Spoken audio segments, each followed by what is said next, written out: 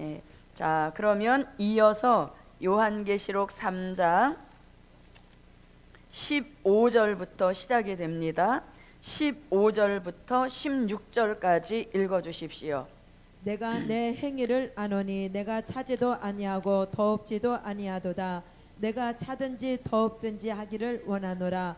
내가 이같이 미지근하여 더없지도 아니하고 차지도 아니하니 내 입에서 너를 토하여 내치리라. 아멘. 아멘. 자, 그럼 이제 15절부터 말씀 들어가겠습니다. 요한계시록 3장 15절입니다. 자, 15절에서 뭐라고 말씀하시는가 하면 내가 내 행위를 아노니 하시면서 이제 이 마지막 교회 라오디게아 교회에 인정하시는 역사가 있습니다. 그런데 인정이 잘했다는 것을 인정하는 것이 아니라 바로 책망으로 들어갑니다. 뭐냐면 내가 내 행위를 아노니 내가 차지도 아니하고 더없지도 아니하도다. 차든지 더없든지 하기를 원하노라 하면서 이 교회가 안고 있는 큰 문제를 지적해 주시는 겁니다. 그래서 아노니 했다고 해서 행위를 인정해 주시는 것이 잘했다는 인정이 결코 아닌 겁니다. 그래서 이 라오디게아 교회는 어느 교회와 형편이 비슷하냐면 4대 교회와 비슷합니다. 왜냐하면 4대 교회도 예수님 나타나셔서 바로 내가 내 행위를 아노니 내가 살았다 하는 이름은 가졌으나 죽은 자로다 하시면서 바로 그 문제점을 지적해 주셨듯이 이 교회도 그런 것입니다. 자, 요한계시록 3장 1절을 한번 보겠습니다. 사대교회 사자에게 편지하기를 하나님의 7 영과 7 별을 가진 이가 가라사대 내가 내 행위를 아노니 내가 살았다 하는 이름은 가졌으나 죽은 자로다. 네, 그래서 사대교회도 내가 내 행위를 아노니 하시면서 바로 살았다는 이름만 가졌지 죽은 자로다 이렇게 말씀하셨듯이 이 라오디게아 교회도 마찬가지인 겁니다. 그래서 이 라오디게아 교회는 차든지 더없든지 하기를 원하노라 이렇게 말씀하십니다. 그러면서 16절에서 뭐라고 하시냐면 내가 이같이 미지근하여 더없지도 아니하고 차지도 아니하니 내 입에서 너를 토하여 내치리라 이렇게 말씀하시죠. 그러면 토하여 내칠 너는 결국 누구? 차지도 않고 더없지도 않고 미지근한 그런 상태로 있는 너를 내 입에서 토하여 내치리라 이렇게 말씀하시니까 굉장히 두려운 말씀인 것입니다. 그러니까 저도 여러분도 뭐 하든지 차든지 또는 더없든지 둘 중에 하나의 역사는 꼭 받아야 된다는 거죠. 두 가지 다 받지 못해서 미지근하게 되면 입에 있던 것을 토하여 내치는 아주 비참한 결과가 온다는 겁니다. 자, 그러면 요한계시록 3장 15절부터 16절에서 이제 차든지 이렇게 말씀하십니다. 차든지 라고 할 때 이 차든지 더없든지 하라 이렇게 말씀하니까 또 어떤 분들은 뭐 라오디게아 지방에 뭐 온천이 있는데 뭐 이렇게 나가는데 그건 절대적으로 진리적 이 진리적인 진리로 향하는 그 길이 아닌 것입니다. 여기서 차든지라고 하는 것은 이런 의미입니다. 성령의 역사를 생수로 받아서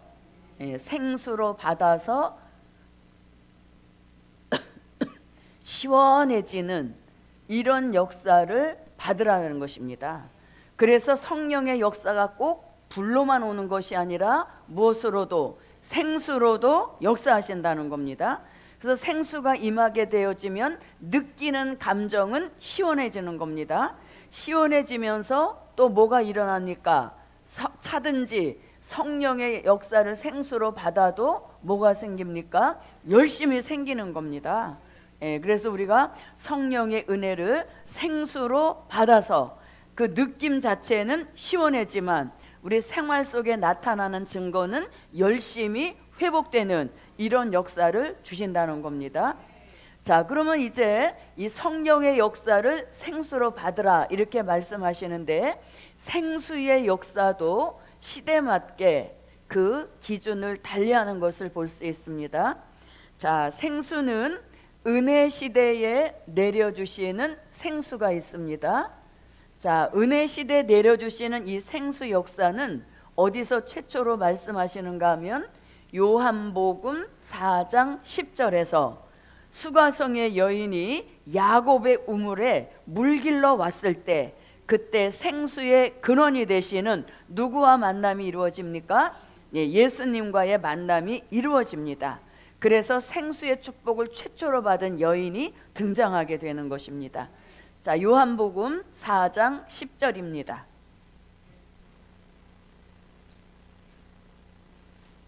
예수께서 대답하여 가라사대 내가 만일 하나님의 선물과 또 내게 물 좀 달라 하는 이가 누구인 줄 알았다면 내가 그에게 구하였을 것이요 그가 생수를 내게 주었으리라.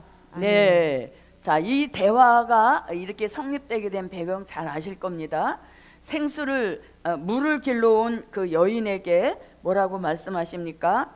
내가 내게 주는 물은 다시 목마르려니와 내가 내게 주는 물은 영원히 목마르지 아니할 것이다 하시면서, 예수님이 주시는 생수는 영적으로 내려주시는 성령의 생수인 것입니다.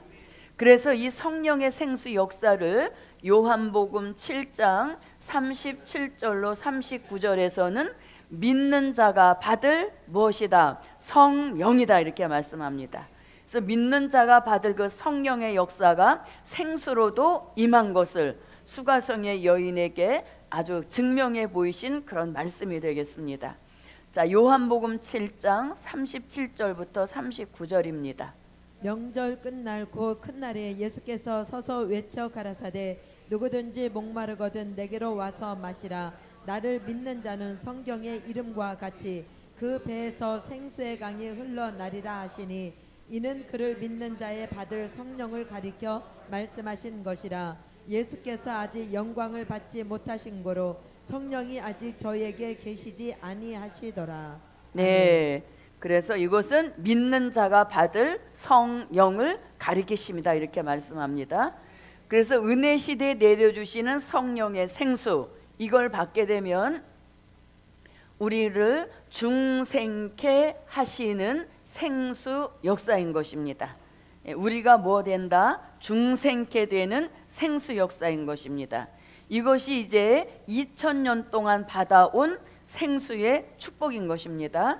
이 축복은 저도 여러분도 이미 받은 것입니다. 그런데 오늘 라오디게아 교회에서 차든지 이렇게 말씀하신 것은 무슨 시대가 아니고 은혜 시대에 내려주시는 생수 역사가 아닌 것입니다. 이것은 이제 우리 시대, 즉 환란 시대에 내려주시는 생수 역사가 한 번 더 있게 된다는 겁니다. 그래서 라오디게아 교회는 보세요, 은혜 시대 생수 역사를 라오디게아 교회도 받아온 것입니다. 라오디게아 교회도 은혜 시대 생수 역사를 받아오다가 환란 시대에 들어와서 한 번 더 내려주시는 이 생수 역사를 더 받았어야 되는데, 이걸 받지 못함으로 인하여서 차지도 덥지도 않은 미지근한 상태가 되어버렸다는 얘기인 것이죠. 그래서 이 시대에 우리도 받아야 할 환란 시대 생수인 것이고, 또 이 라오디게아 교회도 받아야 할 생수인 것입니다. 자, 그럼 환란 시대에 부어주시는 생수, 이 환란 시대에 부어주시는 이 생수 역사는 스가랴 13장 1절과 스가랴 14장 8절과 그리고 미가서 5장 7절로 9절에서 환란 시대에 한 번 더 내려주시는 생수 역사 있음을 말씀하고 있습니다. 자, 그러면 먼저 스가랴 13장 1절을 보겠습니다. 그날에 죄와 더러움을 씻는 셈이 다윗의 족속과 예루살렘 거민을 위하여 열리리라. 아멘. 네, 자, 다윗의 셈을 열어주시면 우리의 죄와 더러움을 씻어주시는 이런 역사가 일어난다는 겁니다. 그래서 죄와 더러움을 씻어주신다. 자, 그 다음에 스가랴 14장 8절에서도 말씀합니다. 그 날에 생수가 예루살렘에서 솟아나서 절반은 동해로 절반은 서해로 흐를 것이라. 여름에도 겨울에도 그러하리라. 네. 자, 예루살렘에서 흐르는 생수 역사가 여름에도 겨울에도 사시사철 어떤 환경에 영향받지 않고 계속적으로 성령의 생수가 흐르는 예루살렘 역사를 말씀하고 있습니다.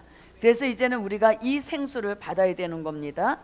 자, 미가 선지자는 환란 시대에 부어주시는 생수, 그 생수를 일컬어서 여호와에게로서 내리는 이슬 같은 생수요, 풀 위에 내리는 담비 같은 생수를 우리가 받아야 된다는 것입니다.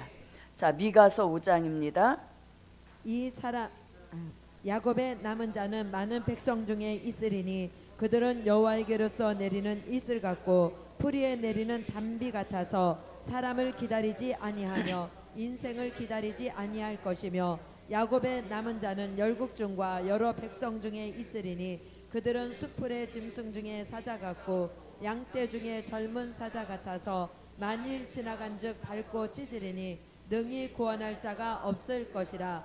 내 손이 내 대적 위에 들려서 내 모든 원수를 진멸하기를 바라노라.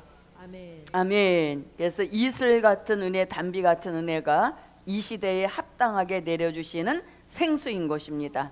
자, 그러면 은혜 시대 생수가 우리를 중생케 하셨다면 환란 시대에 내려주시는 생수, 이 역사를 한 번 더 받게 되면 우리에게 어떤 역사가 일어나는가 하면 이것은 우리를 변화케 하시는 생수다.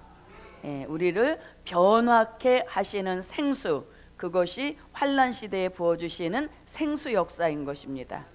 자, 그러면 생수 역사, 즉 성령의 역사는 말씀 따라 말씀의 차원대로 내려주시는 겁니다.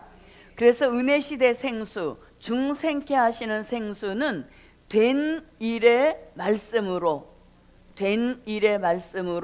초림의 주를 증거하는 곳에 부어주시는 생수가 중생케 하시는 은혜 시대 생수인 것입니다.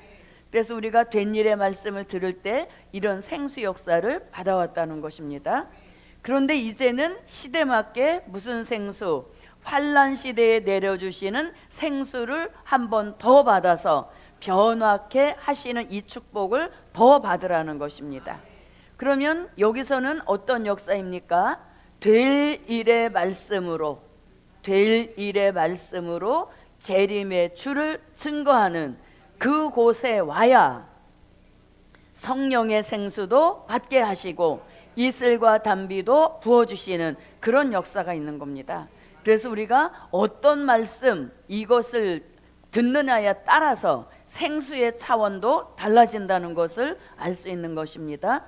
자, 그러면 된 일의 말씀은 고린도전서 15장 3절로 4절에서 성경대로 나시고 성경대로 죽으시고 성경대로 살아나신 이것이 과거에 있었던 사실을 가감 없이 기록한 된 일의 말씀인 것입니다.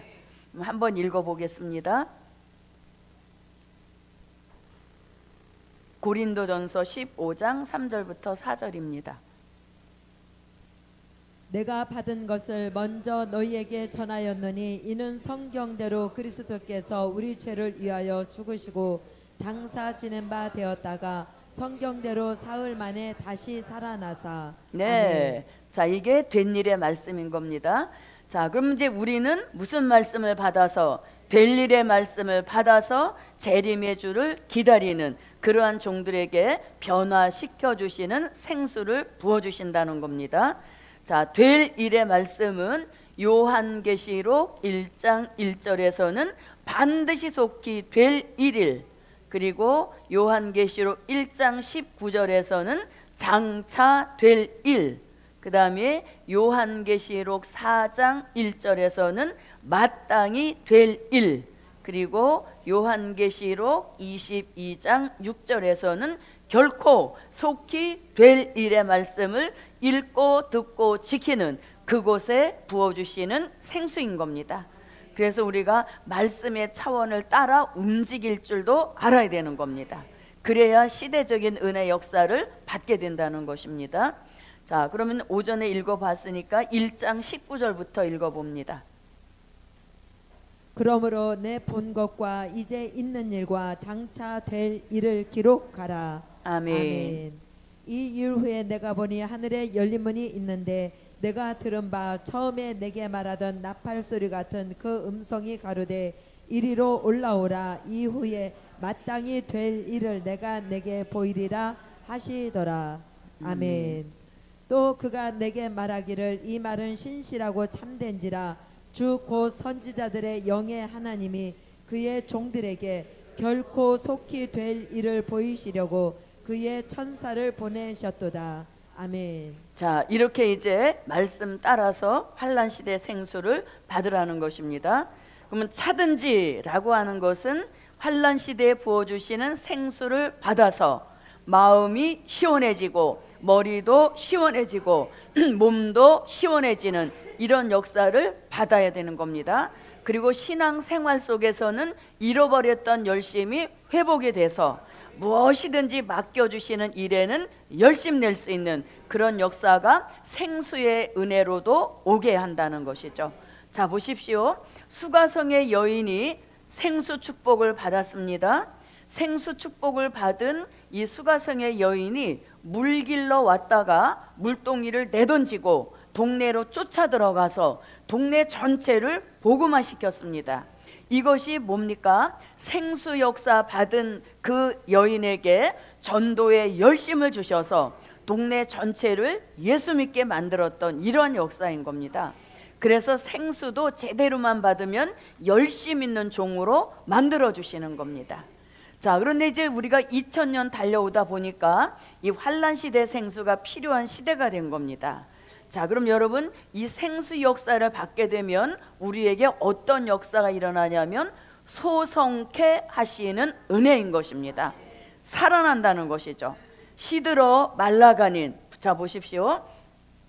자, 화분에다가 꽃을 심어놨는데 며칠 물을 안 주니까 그 꽃들이 다 시들어 말라간단 말입니다. 그럴 때 물을 주게 되어지면 시들었던 꽃잎이 다시 살아나듯이 우리 영의 생활에도 마찬가지인 겁니다. 내 영이 시들어서 말라가는 그러할 때에 하나님이 때 맞추어서 될 일의 말씀을 듣게 하시고 될 일의 말씀을 만나게 하셔서 시대적인 생수를 부어주시면 시들었던 말라갔던 그 영계가 회복되고 소생되게 하시는 그런 축복을 주신다는 것이죠. 그래서 생수 역사도 굉장히 중요한 겁니다. 왜냐하면 우리를 어떻게 하니까? 소성케 하시니까. 자, 그래서 소성케 하시는 은혜는 무엇으로? 생수로만 가능하다는 얘기인 겁니다. 그래서 시들었던 영계가 회복, 소성케 되게 하시고 또 우리의 몸은 변화케 하시는 이런 역사와 축복이 무엇으로 오는 거다? 생수로 오는 축복인 겁니다.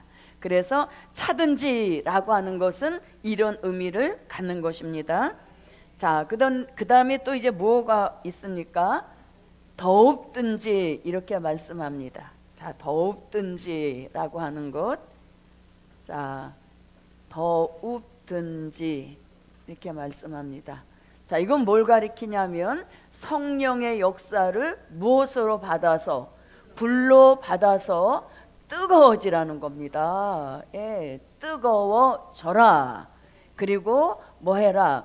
열심히 다시 회복되라는 얘기인 것이죠. 시원한 거하고 뜨거운 거하고 차이점 아시죠? 예, 시원한 것은 답답했던 것이 풀어지면서 영적 기가를 해가시켜 주시는 이런 은혜가 생수의 은혜인 것이죠. 그런데 이제는 모두 성령의 역사를 불로 받아서 냉랭했던 심령 속에 불을 붙여서 뜨거워지는 역사를 받으라는 것입니다. 예, 우리 신앙이 죽고 또 이렇게 심령이 죽으면 냉랭하게 되는 것이죠. 그럴 때 필요한 역사가 불의 역사인 겁니다. 그래서 성령의 역사가 불로 오게 되어지면 우리가 뜨거워지는 겁니다. 뭐가 뜨거워진다? 아멘. 이 교회는 우선 뭐가 뜨거워져야 돼요? 아멘이 뜨거워야 되죠. 왜냐하면 아멘이시오 이런 분으로 나타났기 때문에 아멘이 뜨거워지고 찬양이 뜨거워지고 기도가 뜨거워지고 열심히 살아나게 하시는 이런 역사가 성령의 역사를 불로 받아서 더욱든지 하는 이 축복을 받으라는 것입니다. 그래서 시들어가는 영계에는 생수, 냉랭하게 여기가 식어졌을 때는 불의 역사를 받아서 다시 뜨거워지는 열심을 회복받으라는 것이죠. 그래서 이것이 균형이 잘 맞아야 됩니다. 균형이 잘 맞아서 회복도 돼야 되고 소생도 받아야 되고 또 뜨거워지는 그런 역사가 함께 일어나야 되는 것이죠. 자, 그러면 성령의 불의 역사를 한번 봅니다. 자, 성령의 불의 역사. 자, 이 성령의 불의 역사도 은혜 시대에 내려주시는 은혜 시대에 내려주신 성령의 불의 역사가 있었습니다. 자, 은혜 시대에 내려주신 성령의 불의 역사는 사도행전 2장 1절로 4절에서 이 성령의 불의 역사가 최초로 임한 그런 역사인 것입니다. 자, 보십시오. 부활하신 예수님이 40일 만에 승천하셨습니다. 40일 만에 승천하시고 승천하신 후 열흘 만에 오순절 마가다락방에 성령의 역사가 불로 임하셨죠. 그래서 우리가 이 성령의 불의 역사가 2000년 동안 이 냉랭했던 그런 심령을 뜨겁게 역사하신 불의 역사인 것입니다. 자, 사도행전 2장 1절부터 4절입니다.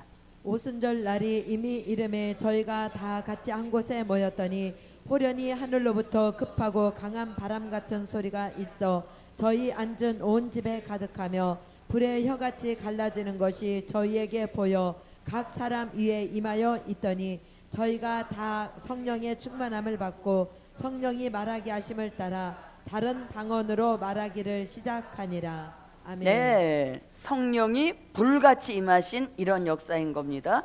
성령의 역사가 불일같이 오니까 두려움에 떨어서 그 마가 다락방의 문을 꼭꼭 닫고 있었습니다. 근데 성령이 불같이 임하니까 그 두려움이 다 사라지게 하셔서 그 다락방의 문을 박차고 나가서 막 그 베드로가 설교하는 그런 역사가 일어났듯이 이 불의 역사는 두려움도 떠나가게 하시고 이제 그 불을 붙게 하는 그런 역사를 통해서 이방에게까지 전도의 문이 열리게 하신 이런 역사가 오순절에 내려주신 성령의 불의 역사인 것입니다. 저도 여러분도 이 역사를 다 받으셨죠? 저도 이게 성격이 막 이렇게 뭐 표현을 막 이렇게 하는 편이 아니라 잘 이렇게 소극적인데 은혜 시대에서 이제 그 성령을 처음 받고 이제 본교회에 돌아와서 본교회 목사님 설교를 듣고 있는 중인데 정말 불의 역사가 내리더라고요. 그래서 제가 아 뜨거 막 이렇게 아 뜨거 할 정도로 성령의 불이 내리는 이런 역사를 체험했다는 얘기인 것이죠. 우리 모두 이런 역사 받으셨죠? 네, 그래서 성령의 불의 역사가 오면 펄펄 뛰게도 하시는 이런 역사가 불의 역사인 것입니다. 자, 이것을 이제 2000년 동안 받아왔는데 이제는 이 라오디게아 교회가 이 불은 받아왔단 말입니다. 근데 이 불을 받아와서 2000년 오다 보니까 이 불도 소진해됐다는 얘기인 거죠. 그래서 시대 맞게 내려주시는 환란 시대에 부어주시는 성령의 불의 역사를 한 번 더 받으라는 것입니다. 자, 환란 시대에 내려주시는 성령의 불의 역사에 대해서 어떻게 말씀하고 있냐면 히브리서 12장 29절에서 우리 하나님은 무엇하시는 소멸하시는 하나님이시다. 소멸은 뭘로 합니까? 불의 역사로 가능한 것이죠. 그리고 이사야 4장 4절에서도 소멸하는 영을 부으셔서 죄악성까지라도 소멸시켜 주시는 이런 역사가 일어나는 겁니다. 그래서 우리가 불의 역사가 오면 다양한 겁니다. 어떤 그 성령의 뜨거워지는 역사도 봤지만 또 질병도 치료함을 받는 이런 역사가 불의 역사로 이루어진다는 얘기인 것입니다. 자, 히브리서 12장 29절입니다. 우리 하나님은 소멸하는 불이심이니라. 아멘. 네, 소멸하는 불의 역사, 그것이 필요한 시대인 겁니다. 그래서 그 불의 역사로 죄악성도 인간성도 소멸하시는 이런 역사를 받게 됩니다. 이사야 4장 4절입니다. 이는 주께서 그 심판하는 영과 소멸하는 영으로 시온의 딸들의 더러움을 씻으시며 예루살렘의 피를 그 중에서 정결케 하실 때가 됨이라. 아멘. 네, 그래서 성령의 불의 역사를 한 번 더 받는 이런 역사가 라오디게아 교회에 필요하듯이 저와 여러분에게도 이 성령의 불의 역사를 받으라는 것입니다. 그래서 우리가 뜨거워지는 역사를 받아야 되는 겁니다. 그리고 아울러서 뭐가 생긴다? 열심이 생기는 것이죠. 그래서 우리가 뜨겁게 찬양하게 되어지면 열심은 자동적으로 따라오게 되는 것입니다. 그래서 저도 여러분도 생수 역사를 받아서 시들었던 영계가 소생되게 하시고 체질은 변화되게 하시고 또 우리의 신앙도 살아나게 하시는 그런 역사가 함께 하시기를 바랍니다.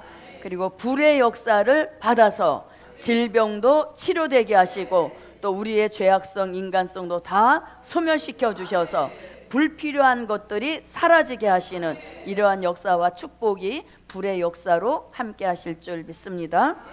그래서 이 교회는 아무것도 없는 거죠. 그러니까 생수도 받지 못하고 불의 역사도 받지 못하고 있기 때문에 어떤 상태가 되었다? 미지근한 상태가 되었다는 겁니다. 두 가지 역사가 다 함께 동반된다면 가장 이상적인 성령의 역사인 것입니다. 그러나 두 가지가 다 못한다면 한 가지라도 받아서 미지근한 상태는 벗어나야 된다는 겁니다. 그래야 토하여 내치는 일을 당하지 않게 된다는 얘기인 것이죠. 그래서 이렇게 말씀의 차원 따라서 이것도 마찬가지입니다. 은혜 시대 성령의 불의 역사는 된 일의 말씀으로 누구를 증거할 때에 초림의 주를 증거하는 곳에 내려주시는 불의 역사가 은혜 시대 성령의 불의 역사인 것입니다. 그렇다면 환난 시대 성령의 불의 역사는 될 일의 말씀으로 재림의 주를 증거하게 하시는 이런 곳에 내려주시는 성령의 불인 것입니다. 그래서 우리 다 같이 성령의 불을 받아서 뜨거워지자. 뜨거워지자. 다 같이 뜨거워지자. 무엇이 뜨거워지자? 아멘이 뜨거워지고.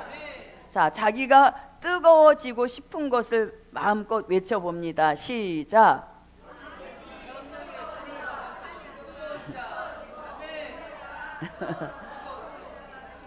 예, 뭐 아무 말씀도 안 하시는 분은 이미 뜨거워지고 자, 이 교회는 먼저 아멘이 뜨거워져야 됩니다.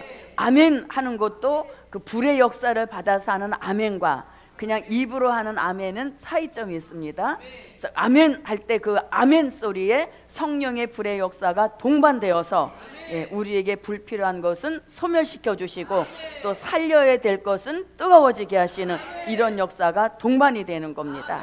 아멘이 뜨거워지고 찬양이 뜨거워지고 기도가 뜨거워지고 예배가 뜨거워지고 열심히 살아나게 하시는 그런 축복이 저와 여러분에게 함께 하시기를 바랍니다. 자, 여러분만 시작.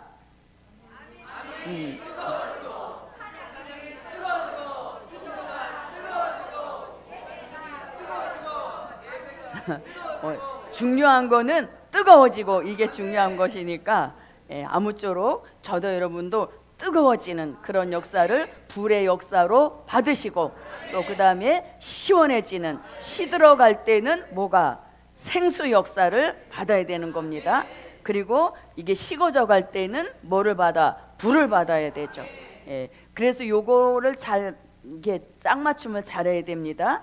시들어갈 때는 생수, 그 다음에 식어질 때는 불의 역사.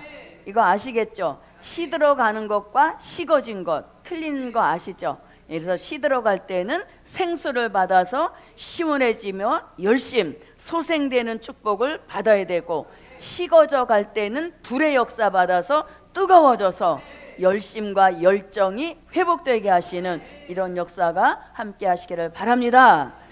그래서 불의 사자가 되든지 어떤 두 가지 역사 중에 하나는 꼭 받아야 된다는 것입니다. 그래야 무슨 상태가 아니야, 미지근한 상태를 벗어나게 된다는 것입니다. 그래서 우리가 이렇게 사람을 봐도 미적지근한 사람이 있잖아요. 근데 물은 미지근한 물을 마시는 게 좋대요. 왜냐하면 찬물을 마시잖아요. 찬물을 마시면 그 찬물이 들어가서 체온을 떨어뜨린다는 거예요.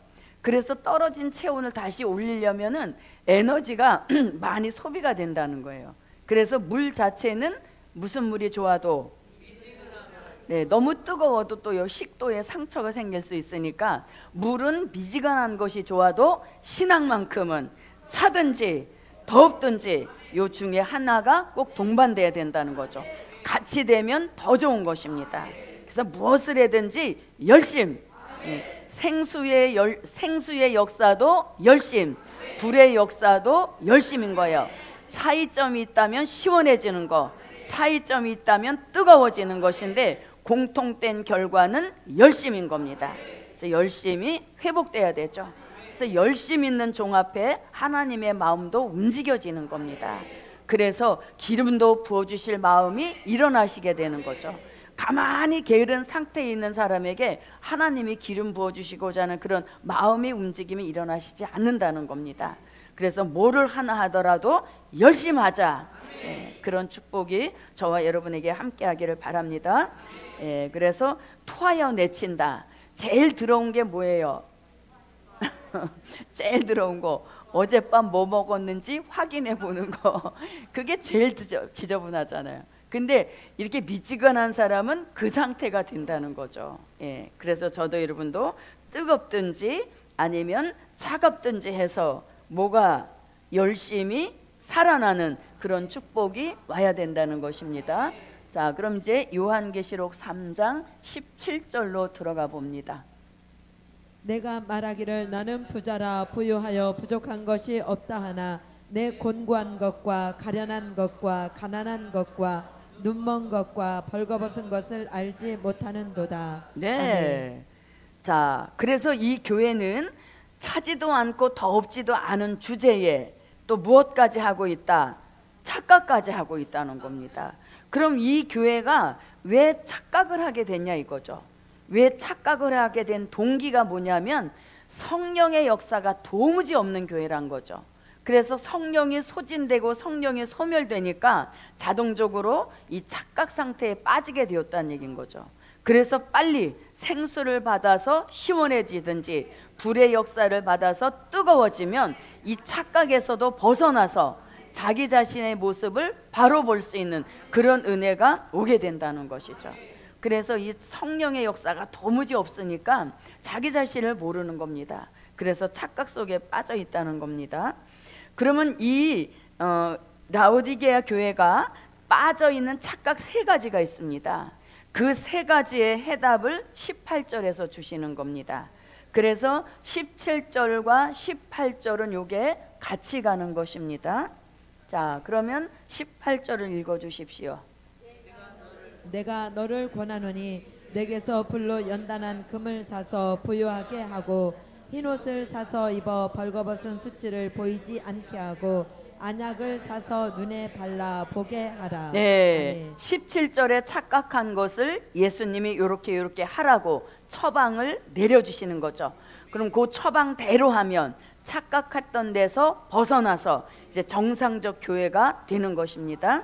자, 그럼 이제 17절, 내가 말하기를 나는 부자라 부유하여 부족한 것이 없다. 이거는 누구의 착각? 라오디게아 교회가 스스로 착각하고 있는 거죠.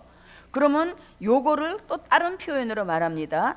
자, 네 생각은 그렇지만 내가 너 라오디게아 교회를 볼 때 네 모습은 어떤 모습이다.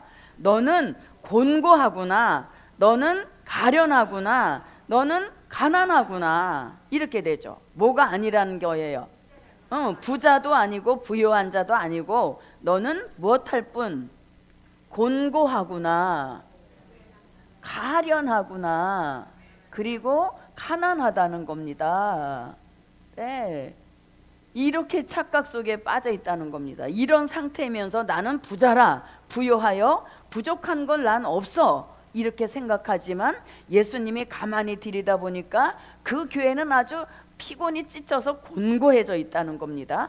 그리고 아주 불쌍한 교회라는 겁니다. 그리고 아주 가난에 찌들어 있다는 얘기인 것이죠. 물론 이 가난은 영적인 가난인 것입니다.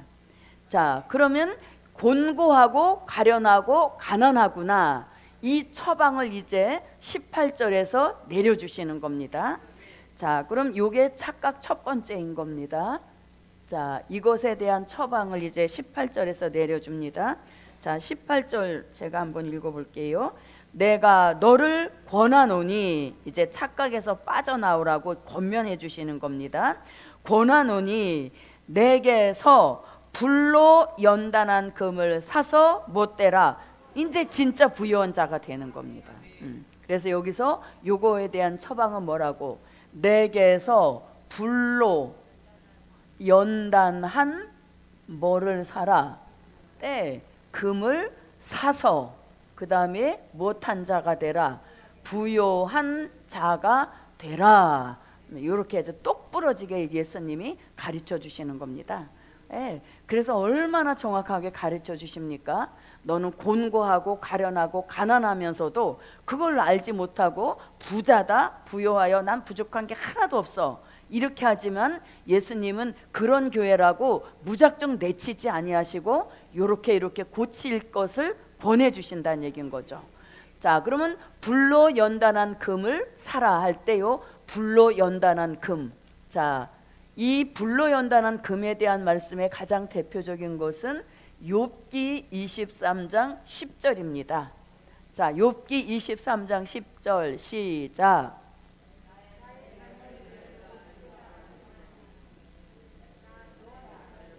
여기는 불로 연단 받은 신분이 별로 없네요. 불로 연단한 그 연단 속에 있을 때 이 말씀 듣기만 해도, 읽기만 해도 그저 눈물이 쏟아져 나오잖아요. 누구 같은 심정이 돼서, 욥 같은 심정이 돼가지고, 자 뭐라고 하신다?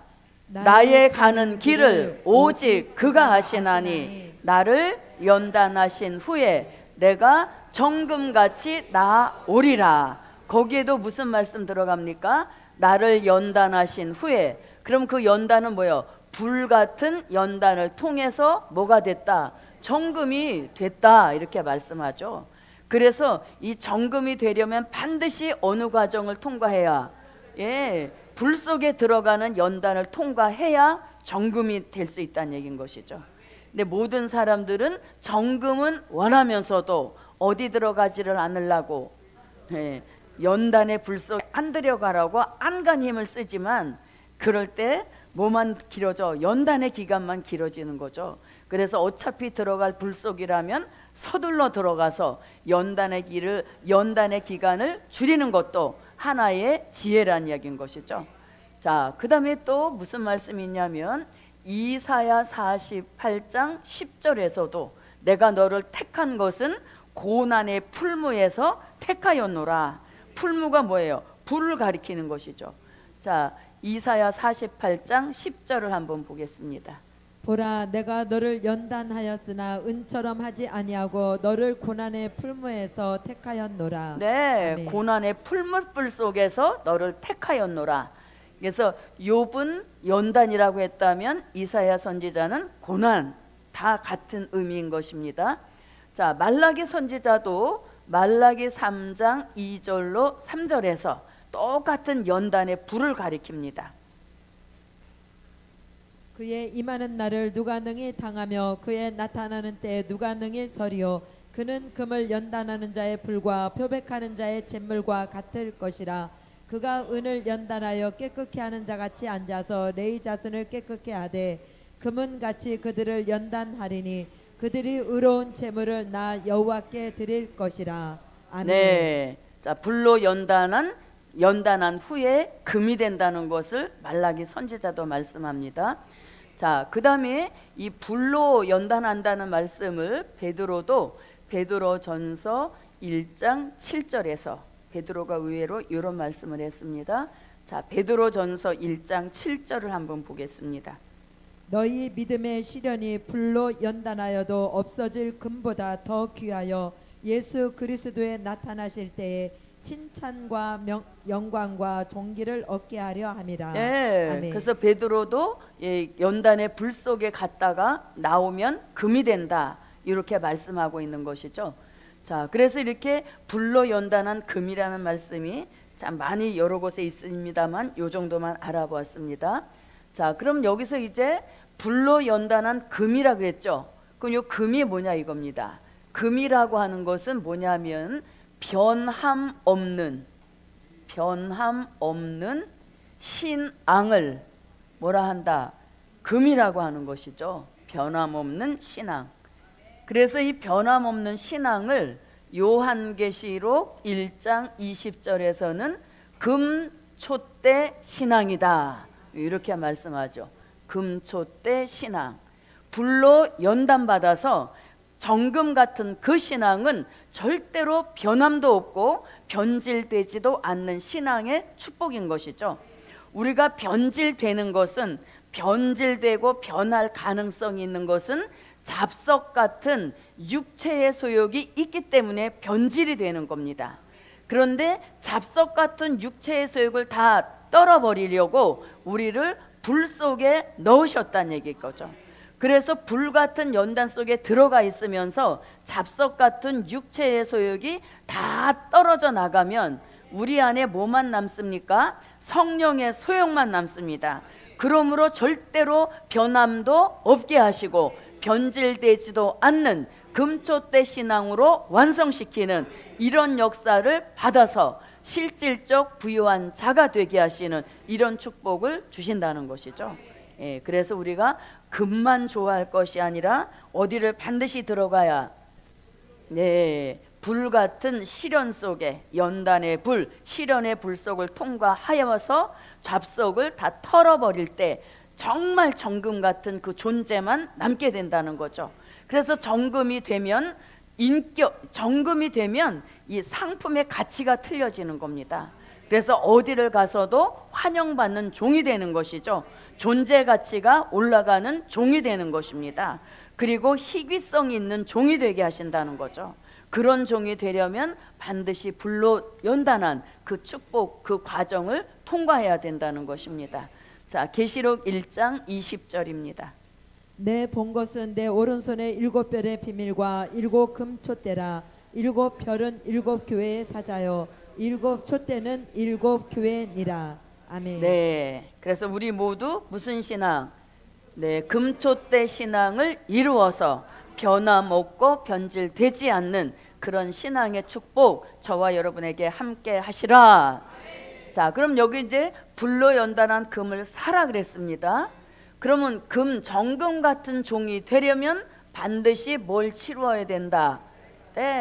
대가를 치르라는 것입니다. 뭐가 되려면, 정금 같은 종이 되려면 이 대가를 치르라는 것입니다. 그러면 이 여기서 치루어야 할 대가는 뭐예요? 연단의 불 속에 들어가는 그 대가를 치루어야 된다는 거죠. 연단의 불 속에 들어가고 시련의 불 속에 들어가는 대가를 치를 때 그 종이 정금 같은 종으로 나와서 복음 안에 아주 존재감이 반짝반짝 빛이 나게 하시는 이런 종의 축복을 주신다는 거죠. 그래서 세상에서도 뭐는 없다. 그럼요. 그게 영적인 원리도 이게 통하는 겁니다. 왜? 하나님은 공의로우시기 때문에 그냥 정금을, 신앙을 바로 주시지 않는다는 거죠. 그래서 하나님도 공의로우시기 때문에 그만한 대가를 치를 때 그 대가 속에 정금 같은 신앙으로 나오게 하신다는 겁니다. 자, 그러면 불로 연단한 금을 사서 부유한 자가 되라 그랬습니다. 그럼 여기서 부유한 자는 뭡니까? 믿음의 부유한 자가 되라. 무엇을 사서? 금을 사서. 그러면 믿음에 부유한 자란 말씀이 야고보서 2장 5절, 요한계시록 2장 9절에서 부요한 축복을 말씀하고 있습니다. 자, 야고보서 2장 5절입니다. 내 사랑하는 형제들아 들을지어다. 하나님이 세상에 대하여는 가난한 자를 택하사 믿음에 부유하게 하시고 또 자기를 사랑하는 자들에게 약속하신 나라를 유업으로 받게 아니하셨느냐. 네, 아멘. 세상에 대하여는 가난한 자를 일부러 택하셨답니다. 그리고 뭐에 부유한 자, 믿음에 부유한 자가 되게 하셔서 그 부유한 믿음의 힘을 통해서 세상에 대하여 가난한 그 난제를 해결하라는 것이죠. 뭘 주셨으니까? 믿음의 부유함을 주셨으니까 세상에 대한 가난함도 해결할 수 있는 그런 힘이 믿음의 부유한 힘의 축복이란 얘기인 것입니다. 자, 계시록 2장 9절입니다. 내가 내 환난과 궁핍을 아노니 실상은 내가 부유한 자니라. 자칭 유대인이라 하는 자들의 회방도 아노니 실상은 유대인이 아니요 사단의 회라. 아멘. 네, 그래서 환난과 궁핍은 실질적 육이 겪는 궁핍인 것이고, 영적으로 주님이 보실 때는 이 교회는 아주 부유한 교회라는 것입니다. 그래서 이 부유함은 믿음의 부유함을 뜻하는 것입니다. 자, 믿음의 부유한 자가 오게 되어지면 히브리서 11장 1절 같이 믿음은 바라는 것들의 실상이라 하셨습니다. 그렇기 때문에 바라는 모든 것들을 실상으로 이루는 그 축복을 받게 된다는 것입니다. 자, 히브리서 11장 1절입니다.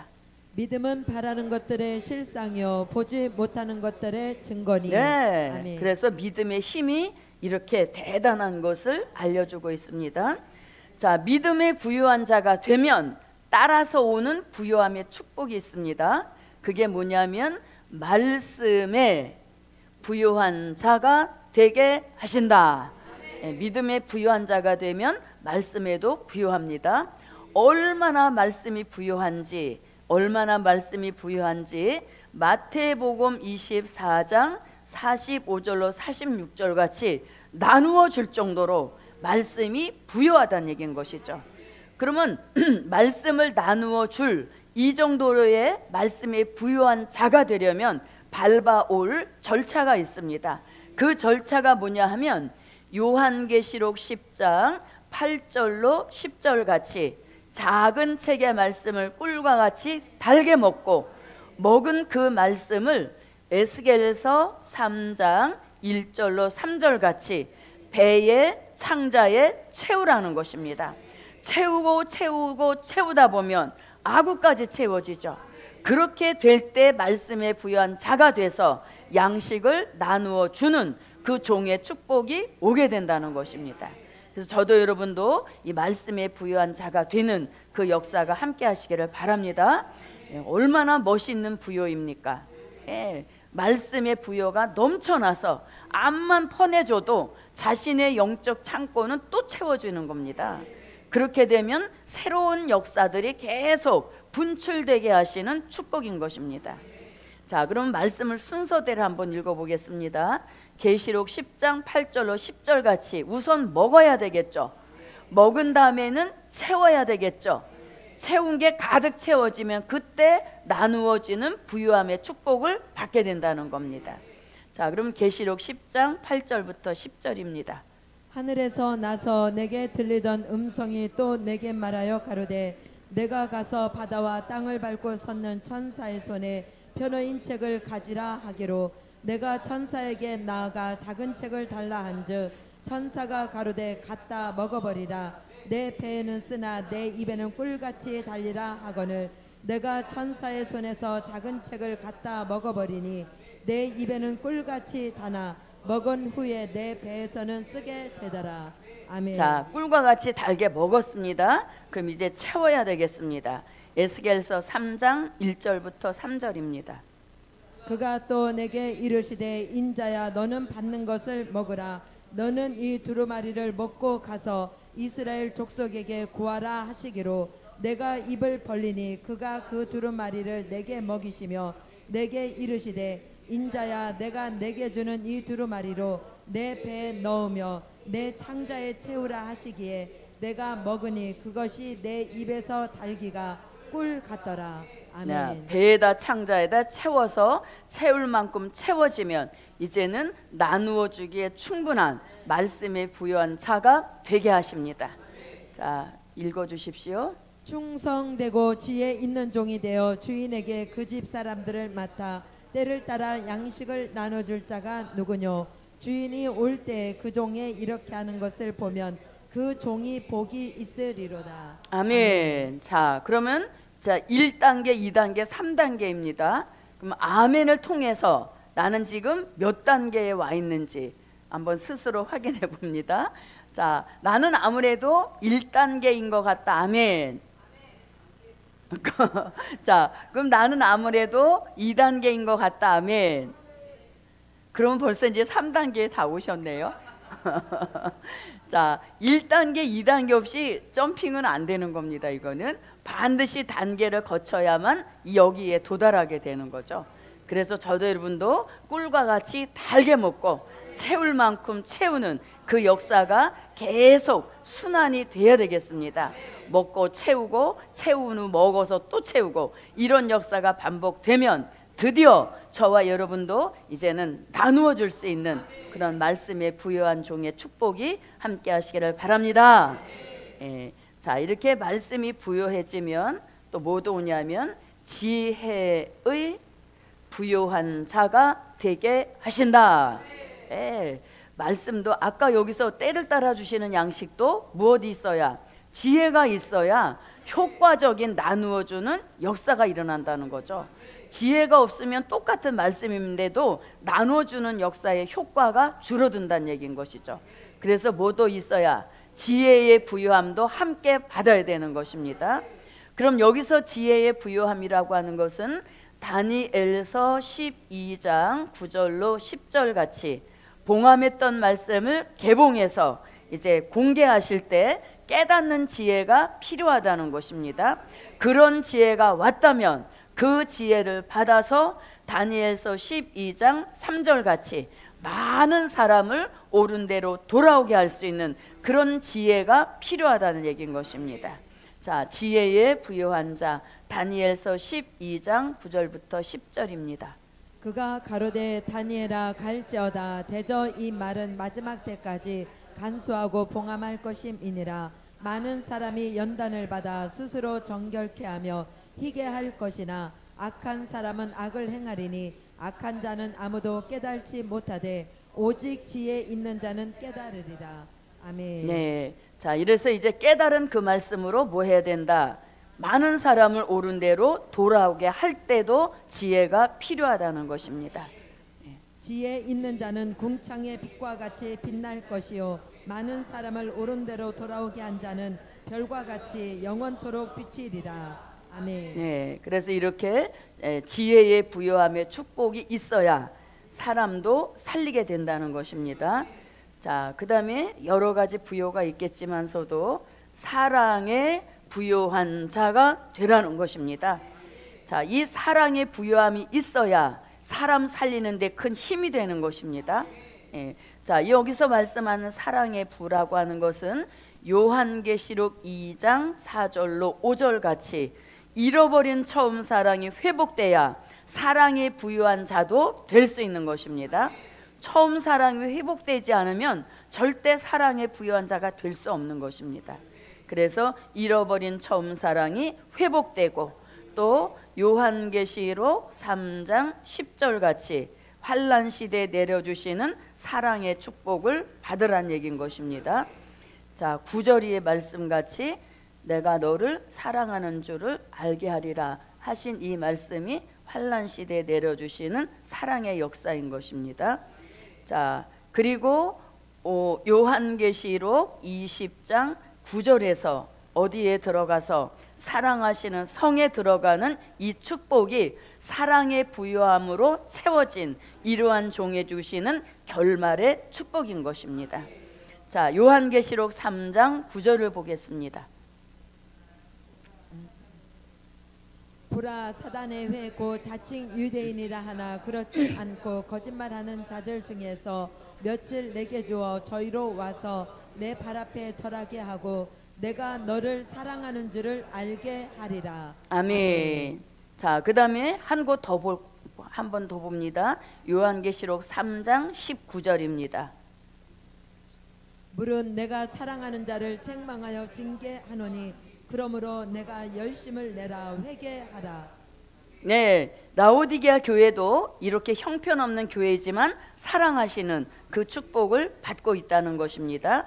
그래서 이런 사랑 받는 사람은 결국 사랑하시는 성에 들어가는 이 역사가 맺어지는 결말인 것입니다. 자, 계시록 20장 9절입니다.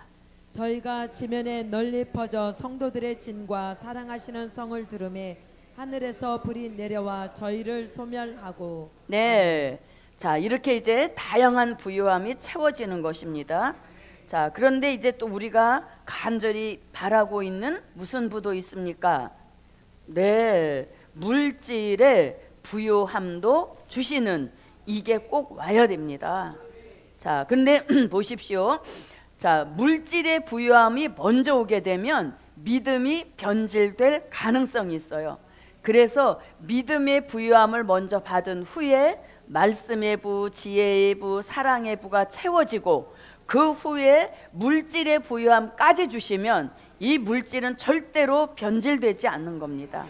이런 기초적인 작업이 이루어지지 않은 상태에서 물질이 오면 먼저 받은 것들이 변질될 가능성이 있지만 이런 것이 먼저 채워진 후에 오는 물질의 부요함은 절대로 이런 것들을 더 빛나게 하죠. 더 돋보이게 하는 그런 역사인 것입니다. 그래서 물질의 부요는 마지막에 가서 주시는 축복인 것입니다.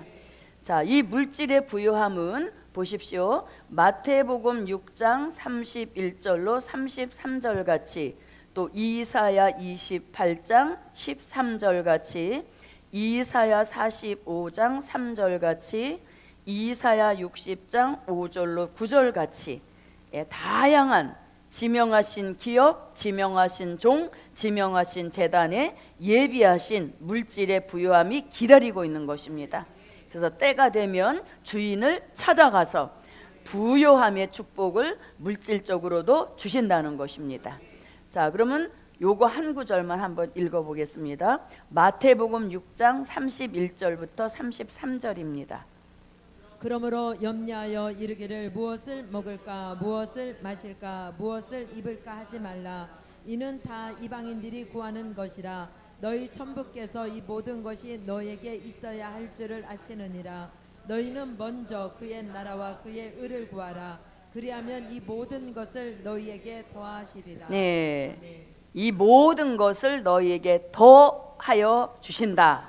더라고 하는 것은 주시고자 하시는 하나님의 마음에 달려있다는 얘기인 것이죠. 그래서 그의 나라 천년왕국 이루어지기를 먼저 구하고 그 천년왕국 이루시는 말씀과 진리를 쫓아가라는 것입니다.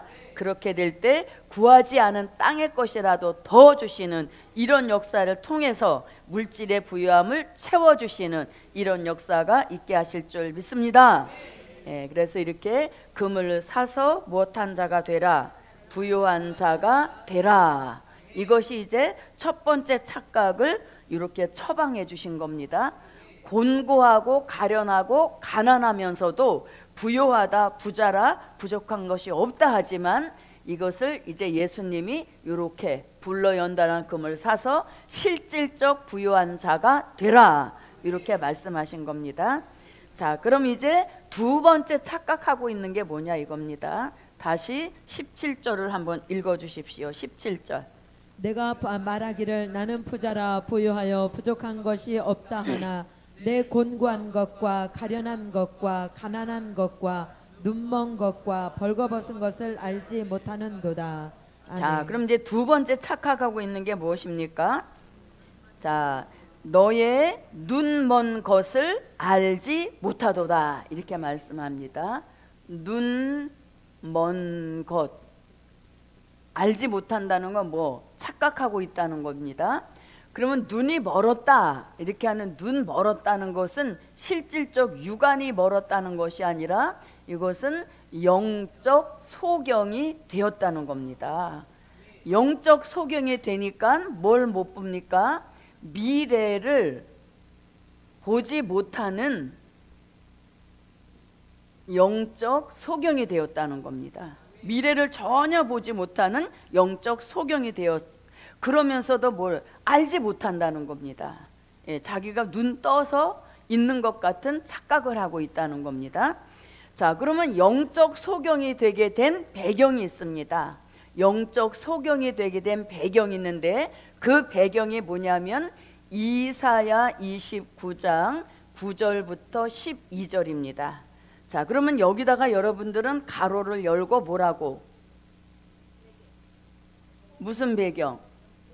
네, 그렇게 써놔야 공부할 때 아, 이게 영적 소경이 된 이유구나 또는 배경이구나 이렇게 알 수 있는 거죠. 뭐 때문에 영적 소경이 됐다는 것을 여기서 알려주는 겁니다. 자, 그럼 찾으셨으면 한번 읽어주십시오. 너희는 놀라고 놀라라. 너희는 소경이 되고 소경이 되라. 네, 거기서 뭐라고? 소경이 되고 소경이 되라. 무슨 소경? 네, 미래를 보지 못하는 영적 소경이 되는 겁니다. 자, 읽어주십시오. 그들의 취함이 포도주로 인함이 아니며 그들의 비틀거림이 독주로 인함이 아니라 대저 여호와께서 깊이 잠들게 하는 신을 너희에게 부어주사 너희의 눈을 감기셨으니 눈은 선지자요 너희의 머리를 덮으셨으니 머리는 선견자라. 그러므로 모든 묵시가 너희에게는 마치 봉한책의 말이라. 그것을 유식한 자에게 주며 이르기를 그대에게 청하노니 이를 읽으라 하면 대답하기를 봉하였으니 못하겠노라 할 것이요 또 무식한 자에게 주며 이르기를 그대에게 청하노니 이를 읽으라 하면 대답하기를 나는 무식하다 할 것이니라. 네, 자, 무얼 부으심으로 깊이 잠들게 하는 신을 부어주니까 잠이 들었어. 그래, 잠이 들으니까 자동적으로 뭐가 감겨요? 눈이 감겨버리는 거죠. 그래서 뭐가 됐다? 영적 소경이 되었다는 겁니다. 그래서 이걸 편의상 그냥 이렇게 합니다. 잠든 신을 부으셨다는 겁니다. 너무나 끔찍한 신이죠. 예, 신 중에는 이런 신도 있다는 겁니다. 깊이 잠들게 하는 신을 부어줬다는 겁니다. 그래서 이 신을 받으니까 다 잠을 자고 있으니까 영적 소경이 되었다는 겁니다. 그러면 이런 잠든 신의 역사로 인하여서 오게 된 일이 뭐냐면 마태복음 25장 5절로 6절 같이 밤중이 된 줄 알고 뭐 한다? 다 졸며 잘세. 뭘 받았으니까? 잠든 신을 받았으니까 다 졸며 잔다는 것입니다. 자, 그 다음에 이사야 선지자도 영적 소경이 된 종들이 있음을 알려줍니다. 그 말씀이 이사야 56장 9절로 12절에서 주의 종들까지도 다 영적 소경이 되었다는 겁니다. 자, 그러면 마태복음 먼저 한번 보겠습니다. 마태복음 25장 5절부터 6절입니다.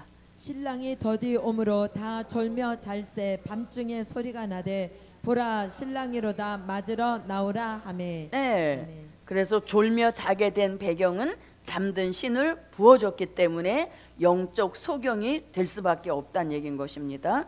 자, 그러면 이렇게 잠든 신을 받아서 영적 소경이 된 지도자들이 많다고 알려주고 있습니다. 들의 짐승들아 삼림 중에 짐승들아 다 와서 삼키라.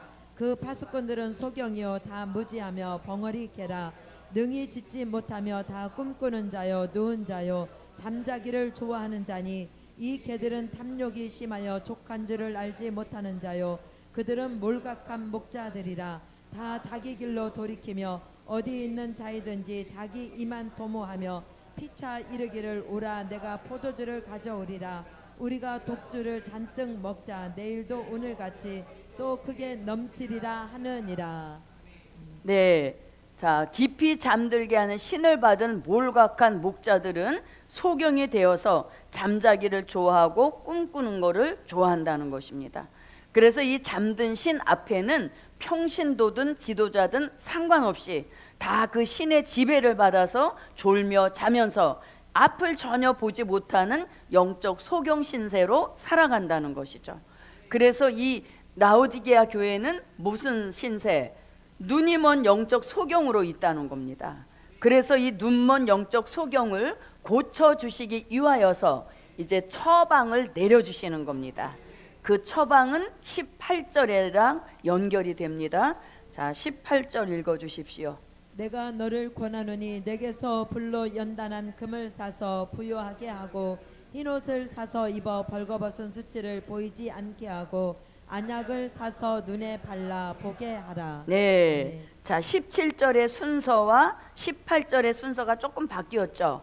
그래서 17절 순서대로 하면 흰옷을 사서 입어 벌거벗은 수치를 보이지 않게 하라. 이게 이제 먼저 나와야 되는데 18절에서는 뭐가 먼저 나왔습니까?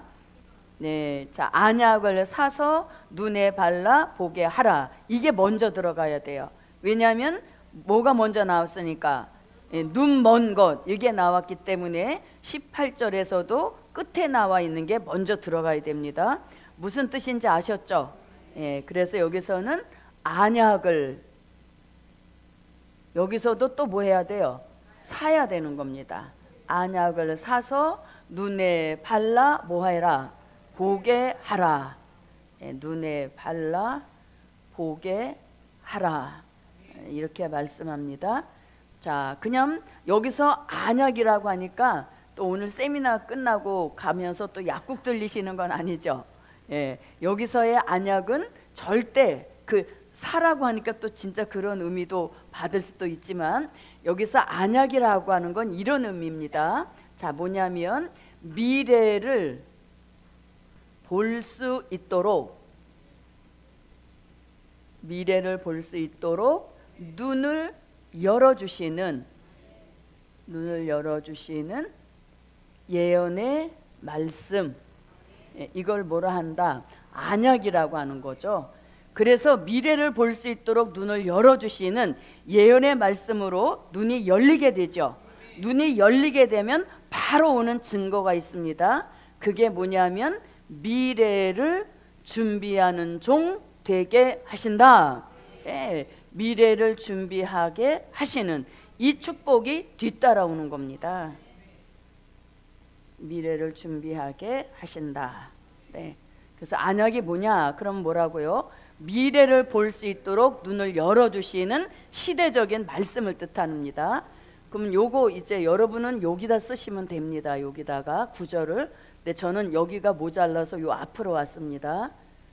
자, 그럼 요거는 마태복음 24장 45절로 46절 같이 때를 따라 주시는 양식, 이 양식이 우리 시대의 안약 같은 말씀인 것입니다.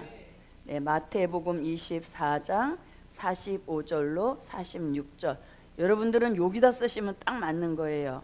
저는 여기 칸이 모자라서 이쪽으로 왔습니다. 그래서 때를 분별할 수 있도록 주시는 양식, 그게 안약 같은 말씀이라는 얘기인 거죠. 그래서 이런 말씀을 우리가 아멘 아멘 하고 받고 읽게 되면 눈이 열린다는 거예요. 눈이 열려서 뭘 바라본다? 네, 미래를 볼 수 있게 되죠.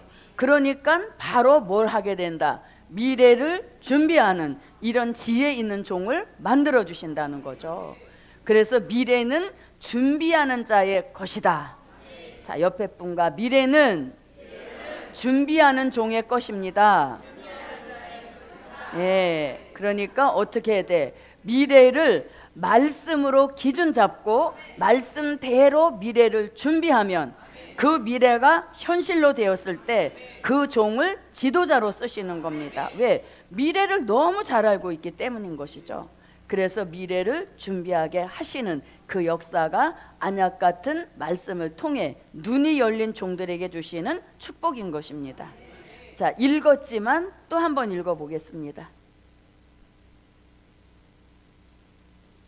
충성되고 지혜 있는 종이 되어 주인에게 그 집 사람들을 맡아 때를 따라 양식을 나눠줄 자가 누구뇨? 주인이 올 때 그 종에 이렇게 하는 것을 보면 그 종이 복이 있으리로다. 아멘. 네, 그래서 시대를 볼 수 있도록 눈을 열어주시는 예언의 말씀이 무엇이다? 안약인 것입니다. 자, 그래서 미래를 볼 수 있도록 눈을 열어주시면 그 종은 바로 즉각 뭐가 나타난다? 미래를 준비하는 그런 지혜 있는 종이 되게 하신다는 겁니다. 자, 그럼 여기서도 또 뭐가 나옵니까? 사서 이렇게 말씀합니다. 사라는 것은 뭘 치르라는 뜻? 네, 대가를 치르라는 겁니다. 그러면 여기서는 어떤 대가를 치루어야 되냐? 안약 같은 예언의 말씀이 아무 곳에나 나오진 않죠. 안약 같은 예언의 말씀은 어디에 와야? 예루살렘으로 와야 이 말씀을 들을 수 있다는 얘기인 것이죠. 그래서 말씀을 받으러 오는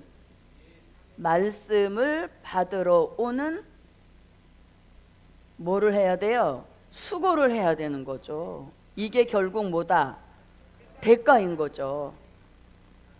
네, 말씀, 즉 안약 같은 말씀을 받으러 오는 수고를 해야 하는데 이게 곧 대가를 치르는 사서와 같은 뜻인 겁니다. 네, 그래서 오늘도 우리가 원근 각처에서 안약 같은 말씀을 받으러 오는 뭐를 했습니까? 수고를 하는 것이죠. 그래서 뭐든지 거저주는 건 없는 겁니다. 거저되는 것은 없다는 얘기인 것이죠. 그래서 사서. 자, 그 다음에 눈에 발라 보게 하라 그랬죠. 뭘 본다? 그렇죠. 미래를 보는 것이죠. 네, 미래를 보라, 이런 의미가 되는 것입니다. 네, 그래서 소경의 신세를 벗어나게 하시는 이러한 처방을 주셨다는 것이죠. 그래서 이 라오디게아 교회도 예수님이 안 계셨으면 그냥 눈먼 상태로 살다가 그렇게 끝나버리는 거죠.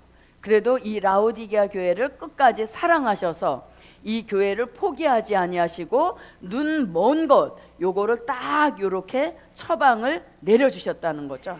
요 처방대로만 하면 저도 여러분도 영적 소경의 신세를 벗어나게 하셔서 미래를 가보지 않았지만 말씀으로 내다보는 미래를 말씀대로 준비하게 하셔서 미래의 지식인, 미래의 지도자로 쓰시는 그런 축복이 있게 하는 거죠. 그래서 미래에 대한 지식자, 엄청 좋은 축복 아니에요? 예. 그래서 우리가 대학도 문과가 있고 또 이과가 이렇게 갈려지잖아요.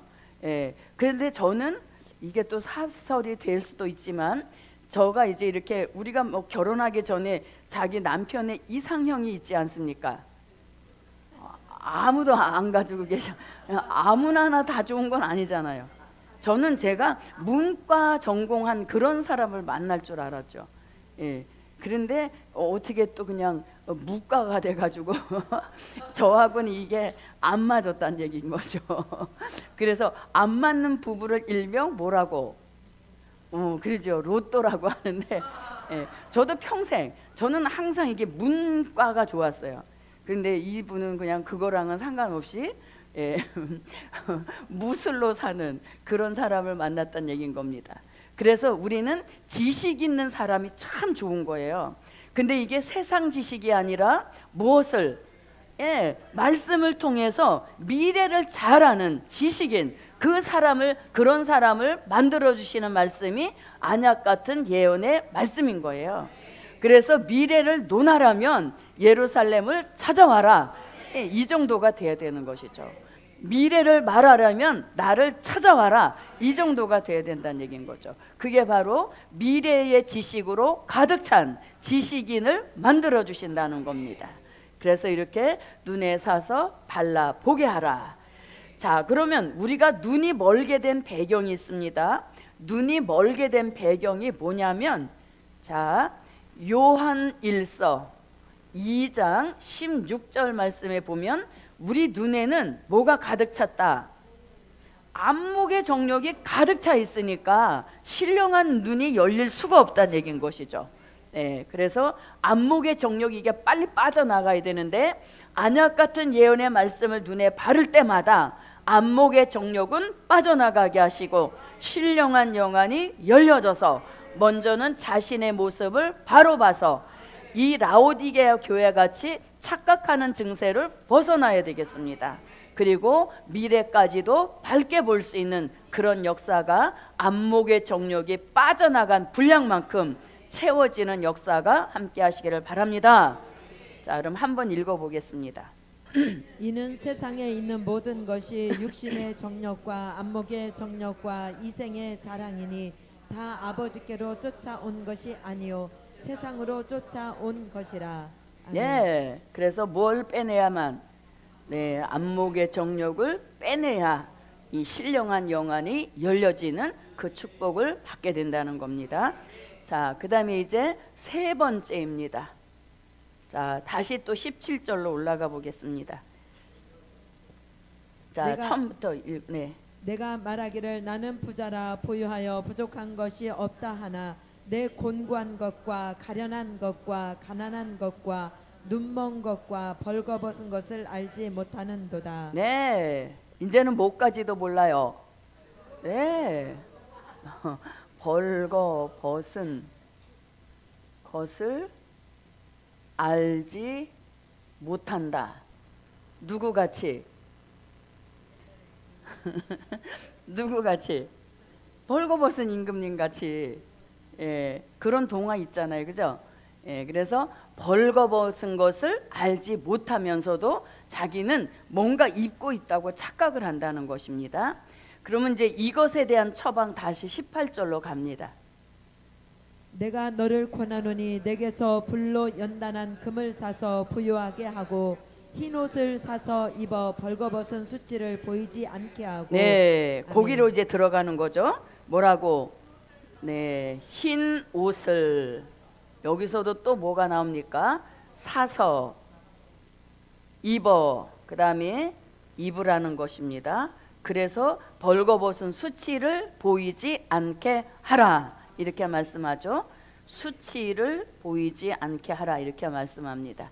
자, 그럼 여기서 이제 흰옷이라고 말씀하는데, 이 흰옷이 요한계시록 3장 4절로 5절에서 예수님과 함께 다니기에 합당한 자가 되려면 무슨 옷을 입어야 된다? 흰옷을 입어야 된다, 이렇게 말씀하십니다. 자, 계시록 3장 4절부터 5절입니다. 그러나 사대에 그 옷을 더럽히지 아니한 자 몇 명이 내게 있어 흰옷을 입고 나와 함께 다니리니 그들은 합당한 자인 영고라. 이기는 자는 이와 같이 흰옷을 입을 것이요 내가 그 이름을 생명책에서 반드시 흐리지 아니하고 그 이름을 내 아버지 앞과 그 천사들 앞에서 시인하리라. 아멘. 네, 자, 그래서 흰옷을 입고 예수님과 다니게 합당한 자 되라, 이렇게 말씀합니다. 자, 그럼 이 흰옷을 성경 다른 곳에서는 뭐라고 표현하냐 이겁니다. 표현은 다르지만 다 똑같은 의미를 가지고 있는 겁니다. 자, 요한계시록 19장 6절로 8절에서는 빛나고 깨끗한 세마포, 누가 입을? 아내가 입을, 네, 신부가 입을 그 옷을 뜻하는 것입니다. 자, 그 다음에 요한계시록 19장 14절로 15절에서는 희고 깨끗한 세마포로 하늘의 군대 될 종들에게 입혀주실 옷이란 얘기인 것입니다.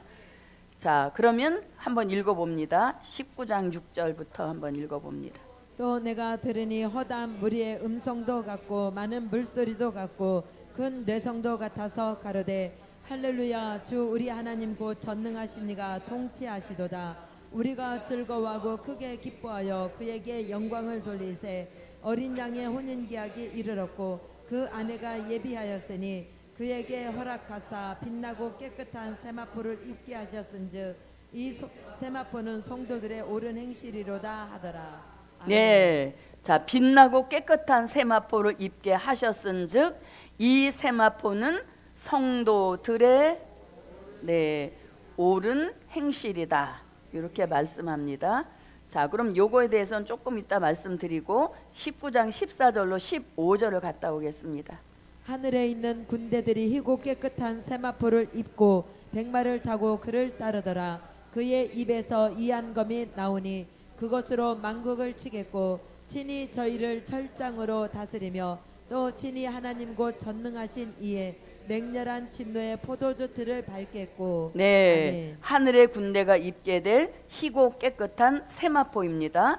자, 그러면 이 흰옷을 총칭해서 마태복음 22장 11절로 13절에서는 혼인 잔치에 입고 들어갈 예복을 말씀하는 것입니다. 네, 그래서 이 예복을 입어야 벌거벗은 수치를 보이지 않게 한다는 것이죠. 그래서 이 시대에 꼭 입어야 할 옷이 있으니 그게 바로 예복인 것입니다. 자, 마태복음 22장입니다.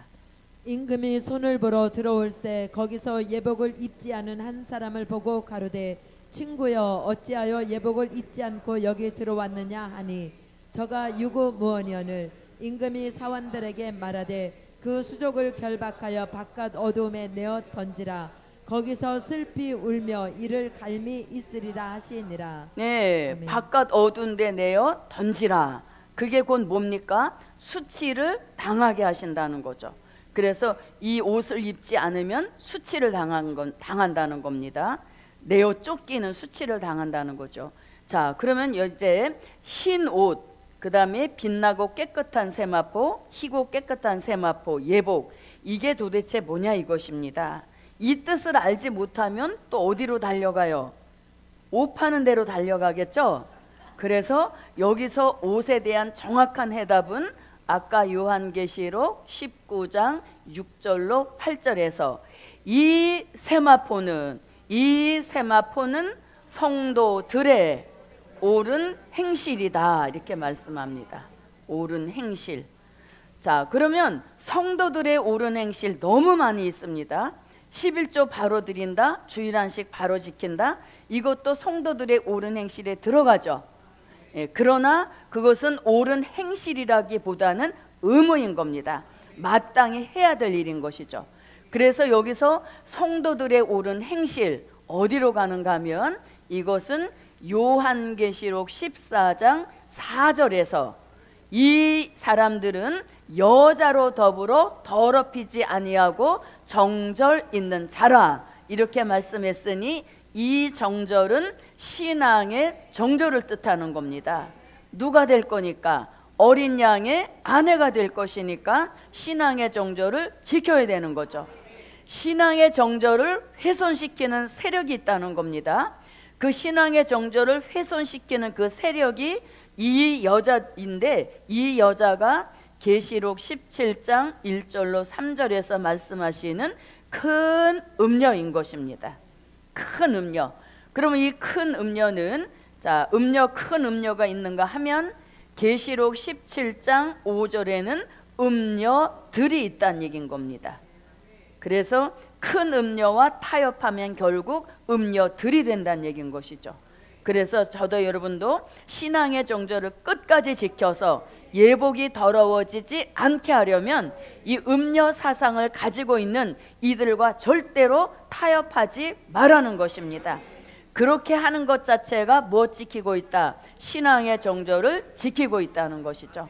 그래서 다원주의가 바로 이 음녀들이 주장하고 나오는 아주 못된 사상인 겁니다. 뭐라고? 다원주의. 그래서 다원주의, 그 다음에 혼합주의, 용공주의, 자유주의 이런 것들이 음녀들이 표방하고 나오는 아주 비진리의 세력 중에 가장 대표적인 잘못된 사상이란 얘기인 겁니다. 그래서 다원주의는 틀렸다는 것을 우리가 말씀 받은 저와 여러분이 증인이 돼야 되죠. 그래서 아까 라우디게아 교회에 참된 증인이라 그랬죠. 우리도 예수님을 닮아서 참된 증인이 돼서 신앙의 정절을 지키려면 이들을 분별하라고 알려줘야 되죠. 그리고 그들과 절대로 뜻도 손도 잡지 않아. 그래야 정절 지킨 이 옳은 행실이 되어서 예복을 입은 그 종의 축복을 받게 하신다는 겁니다. 자, 그러면 큰 음녀를 먼저 읽어봅니다. 계시록 17장 1절부터 3절입니다. 또 7 대접을 가진 7 천사 중 하나가 와서 내게 말하여 가로되 이리 오라. 많은 무리에 앉은 큰 음녀에 받을 심판을 내게 보이리라. 땅의 임금들도 그로 더불어 음행하였고 땅에 거하는 자들도 그 음행의 포도주에 취하였다 하고 곧 성령으로 나를 데리고 광야로 가니라. 내가 보니 여자가 붉은빛 짐승을 탔는데 그 짐승의 몸에 참남된 이름들이 가득하고 7 머리와 10뿔이 있으며. 아멘. 네, 자, 이 큰 음녀와 뜻을 같이 한 자들이 음녀 들인 것입니다. 자, 계시록 17장 5절입니다. 그 이마에 이름이 기록되었으니 비밀이라 큰 바벨론이라 땅의 음녀들과 가증한 것들의 어미라 하였더라. 네, 그래서 큰 음녀는 음녀들의 모체란 얘기인 겁니다. 그래서 그들을 바로 분별해서 신앙의 정조를 지켜야 흰옷을 입었다 인정하시고 수치를 받지 않게 하신다는 겁니다. 자, 그러면 시대마다 신앙의 정조를 요구했던 것을 볼 수 있습니다. 가장 대표적인 시대가 엘리야 선지자 시대인 것입니다. 엘리야는 참 선지자였는데 시대를 잘못하고 났습니다. 아니, 어떻게 보면 시대가 엘리야를 참 선지자로 돋보이게 한 이런 역사로도 볼 수 있는 것이죠. 그래서 엘리야 시대에는 누가 등장했습니까? 자기 남편 아합 왕의 정권을 등에 업고 누가 나와서 음녀라고 일컫는 이세벨이 나왔죠. 그래서 이세벨이 자기 나라에서 섬기던 바알신과 바알의 거짓 선지자를 함께 데리고 와서 이스라엘 앞에 음행하게 했지만 누구만큼은 참 선지자 엘리야는 혼자라도 타협하지 않는 신앙의 정조를 지켜냈다는 거죠. 그래서 그 신앙의 정조를 지키기 위해서 맨날 도망다니는 이런 생활을 했지만 결국은 정면 돌파를 했다는 얘기인 것이죠. 그래서 정면 돌파를 통해서 엘리야의 손을 들어주시고 엘리야가 섬기는 하나님이 참 하나님이시오, 그를 섬기는 엘리야도 참 선지자인 것을 증명해 주시는 이런 역사가 있었다는 것입니다. 뿐만 아니라 다니엘 선지자도 또 다니엘의 세 친구도 신앙의 정조를 지키기 위하여서 풀무불 속에 들어가는 그런 고난을 겪었다는 얘기인 것이죠. 라봇은 아예 순교해버린 이런 그 역사가 있었다는 것입니다. 그래서 이렇게 흰옷을 입기 위하여서는 우리도 뭘 지키자? 네, 엘리야 같이 신앙의 정조를 지키라는 것입니다. 자, 그럼 여기서 흰옷을 사서 할 때 여기서도 또 사라는 건 뭐라? 대가를 치르라는 것입니다. 그러면 흰옷을 자기가 사서 입기 위하여서 치러야 할 대가가 뭡니까? 신앙의 정조를 지키기 위하여서 음료 교회와 뭐 하지 않아야 된다? 네, 타협하지 않는, 뭘 지켜야 해라? 네, 타협하지 않는 신앙의 정조를 끝까지 지키는 이 대가를 치루어야만 흰옷을 지키는 그 역사를 받게 된다는 것이죠. 그래서 음료교회와 타협하지 않는 신앙의 정조를 지켜내는 이게 대가를 치르는 것과 같은 겁니다. 나올 때 겪어야 될 여러 가지 어려운 상황들이 벌어진다는 얘기인 겁니다. 그게 곧 대가를 치르는 것과 같은 거예요. 그래서 그 대가를 치르는 것이 겁이 나서 안 되는 줄 알면서도 그냥 머물러 있는 사람들이 수도 없이 많다는 얘기인 거죠. 근데 거기서 빨리 나오기 위하여서는 어차피 겪어야 할 고난이란 겁니다. 그래서 하나님은 즉시 결단하고 바로 행동에 옮기게 하시는 이 역사를 좋아하는 거죠. 그래서 마태복음 25장 14절부터 나오는 달란트의 비유도 더 남긴 2달란트 5달란트는 받자마자 즉시 가서 이렇게 되는 거죠. 바로 가서 장사하여 더 남긴 겁니다. 그래서 우리가 이런 깨달음이 왔을 때 바로 실천할 수 있는 그 역사가 굉장히 중요하다는 얘기인 것입니다. 자, 그 다음에 사서 입으라 라고 한 것입니다. 사서 입어서 뭐를 보여라? 벌거벗은 수치를 보이지 않게 하라는 것입니다.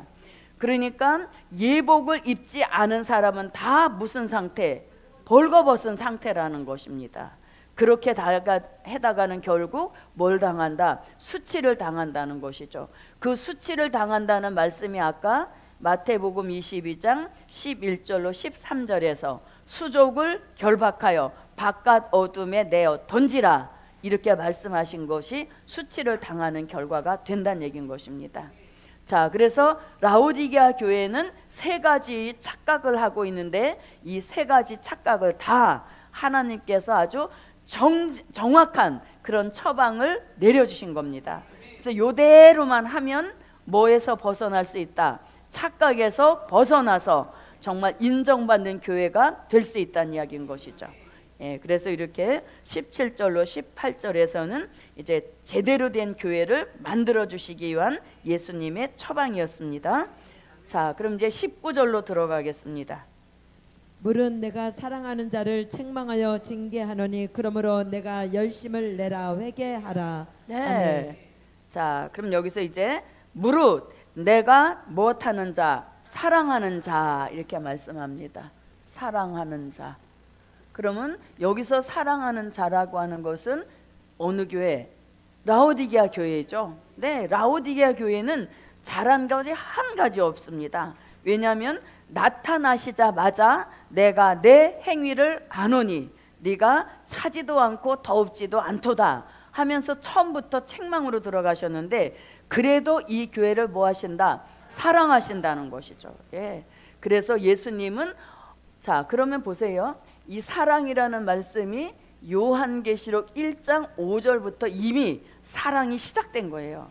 그래서 이 계시록에 정말 그 깊은 하나님의 속뜻을 모르는 사람들은 계시록이 무섭다, 뭐 재앙 쏟는다, 막 뭐 새가 뜯어먹는다, 막 이래니까 아주 무서운 두려운 이런 걸로 알고 있는데, 사실은 사랑으로 시작된 게 요한계시록인 거예요.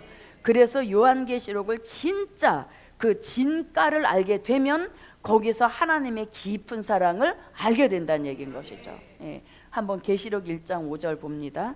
또 충성된 증인으로 죽은 자들 가운데서 먼저 나시고 땅의 임금들의 머리가 되신 예수 그리스도로 말미암아 은혜와 평강이 너에게 있기를 원하노라. 우리를 사랑하사 그의 피로 우리 죄에서 우리를 해방하시고. 예, 아멘. 사랑으로 시작되는 복음이란 얘기인 것이죠. 자, 그 다음에 요한계시록 2장 4절로 5절에서도 사랑에 대한 말씀하십니다. 그리고 요한계시록 3장 9절에서도 사랑하는 자에 대한 말씀을 하십니다. 그리고 본문입니다. 요한계시록 3장 19절에서도 사랑 말씀하십니다.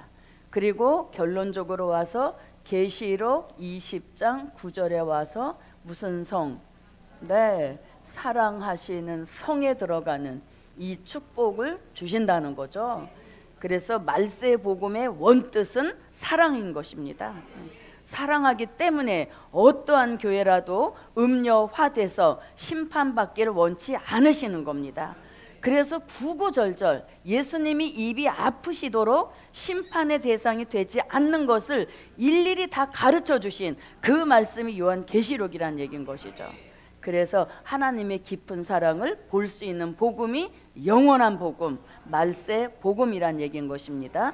자, 이 사랑은 어느 시대? 말라기 1장 2절로 3절 같이 구별된 하나님의 사랑으로서 사도 요한이 말씀하신 환란 시대에 합당한 사랑에 대한 말씀만 추려본 것입니다. 자, 그러면 더 나가 볼까요? 자, 이사야 선지자도 이사야 43장 3절로 4절에서 말씀하셨고, 그 다음에 스바냐 선지자도 스바냐 3장 17절로 20절에서 환란 시대에 합당한 사랑의 역사를 말씀하고 있습니다. 자, 요 위의 말씀은 우리가 아까 읽어봤습니다. 그러면 말라기서부터 한번 읽어봅니다. 여호와께서 가라사대 내가 너희를 사랑하였노라 하나 너희는 이르기를 주께서 어떻게 우리를 사랑하셨나이까 하는도다. 나 여호와가 말하노라. 에서는 야곱의 형이 아니냐. 그러나 내가 야곱을 사랑하였고 에서는 미워하였으며 그의 산들을 황무케 하였고 그의 산업을 광야의 실랑에게 붙였느니라. 네, 자, 그래서 이 사랑은 환란 시대에 주시는 하나님의 구별된 사랑을 뜻하는 겁니다. 네, 그래서 마지막 우리 시대는 아무나 다 사랑이 아닌 것입니다. 그래서 구별된 사랑인 겁니다. 이 사랑 받는 종에게는 표적과 증거가 따르게 하십니다. 자, 이사야 43장입니다. 대저 나는 여호와 내 하나님이요 이스라엘의 거룩한 자요 내 구원자임이라. 내가 애굽을 너의 속량물로 구스와 스바를 너의 대신으로 주었노라. 내가 너를 보배롭고 존귀하게 여기고 너를 사랑하였은즉 내가 사람들을 주어 너를 바꾸며 백성들로 내 생명을 대신하리니. 네, 보배롭고 존귀하게 만드시고 또 생명까지도 보장해 주시는 이 역사가 환란 시대에 주시는 구별된 사랑인 것입니다. 받을 만한 사랑이면 아멘. 너무 귀한 사랑인 것입니다. 자, 스바냐 3장입니다. 너의 하나님 여호와가 너의 가운데 계시니 그는 구원을 베푸실 전능자시라. 그가 너로 인하여 기쁨을 이기지 못하여 하시며 너를 잠잠히 사랑하시며 너로 인하여 즐거이 부르며 기뻐하시리라 하리라. 내가 대로 인하여 근심하는 자를 모으리니 그들은 내게 속한 자라. 너의 치욕이 그들에게 무거운 짐이 되었느니라. 그때 내가 너를 괴롭게 하는 자를 다 벌하고 저는 자를 구원하며 쫓겨난 자를 모으며 온 세상에서 수욕받는 자로 칭찬과 명성을 얻게 하리라. 내가 그때 너희를 이끌고 그때 너희를 모을지라. 내가 너희 목전에서 너희 사로잡힘을 돌이킬 때에 너희로 천하 만민 중에서 명성과 칭찬을 얻게 하리라. 나 여호와의 말이니라. 아멘. 네, 나 여호와의 말이니라. 그래서 하나님의 사랑은 사람들 사랑처럼 요란하지 않고 무슨 사랑? 잠잠히 사랑하셔서 사랑받는 그 종만 알게 하시지만 끝에 가서는 세계적으로 칭찬도 얻게 하시고 이름도 나게 하시는 그런 역사를 주신다. 이게 환란 시대에 주시는 구별된 사랑인 것입니다.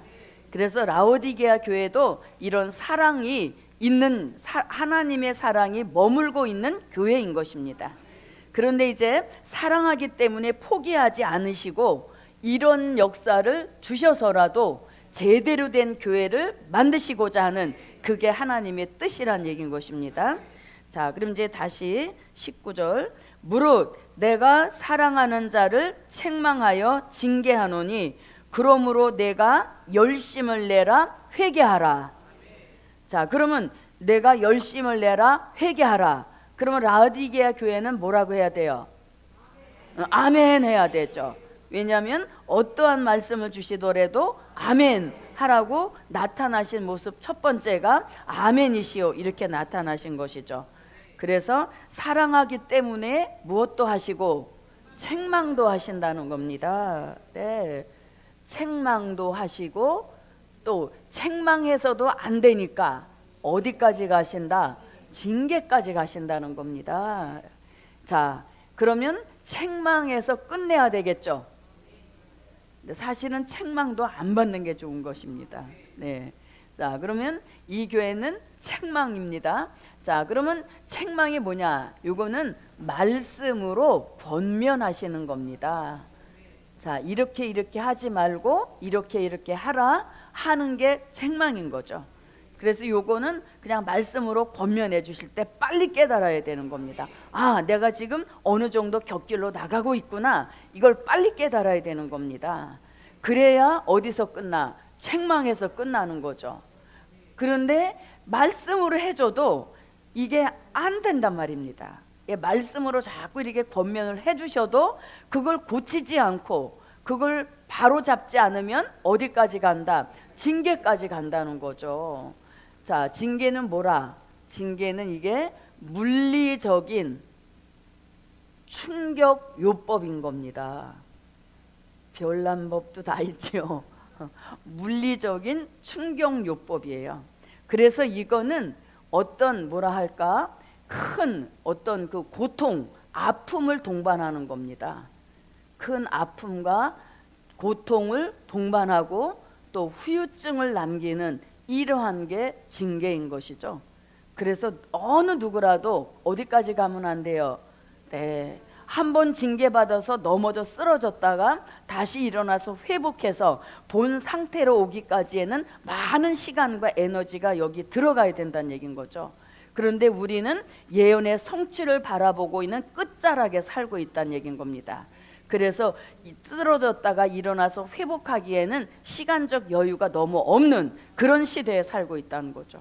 그래서 여기까지 이르지 않는 그 역사가 제게도 여러분에게도 함께 하시기를 바라겠습니다. 자, 그러면 이 징계에 대해서 너무 자세하게 하신 말씀이 있습니다. 그게 히브리서 12장 5절부터 13절에서 징계는 이런 것이다, 징계는 이런 것이다, 이렇게 말씀합니다. 또 아들들에게 권하는 것 같이 너에게 권면하신 말씀을 잊었도다. 일렀으되 내 아들아, 주의 징계하심을 경히 여기지 말며 그에게 꾸지람을 받을 때 낙심하지 말라. 주께서 그 사랑하시는 자를 징계하시고 그의 받으시는 아들마다 채찍질 하심이니라 하였으니 너희가 참음은 징계를 받기 위함이라. 하나님이 아들과 같이 너희를 대우하시나니 어찌 아비가 징계하지 않는 아들이 있으리요. 징계는 다 받는 것이오늘 너희에게 없으면 사생자여 참 아들이 아니니라. 또 우리 육체의 아버지가 우리를 징계하여도 공경하였거든 하물며 모든 영의 아버지께 더욱 복종하여 살려하지 않겠느냐. 저희는 잠시 자기의 뜻대로 우리를 징계하였거니와 오직 하나님은 우리의 유익을 위하여 그의 거룩하심에 참여케 하시느니라.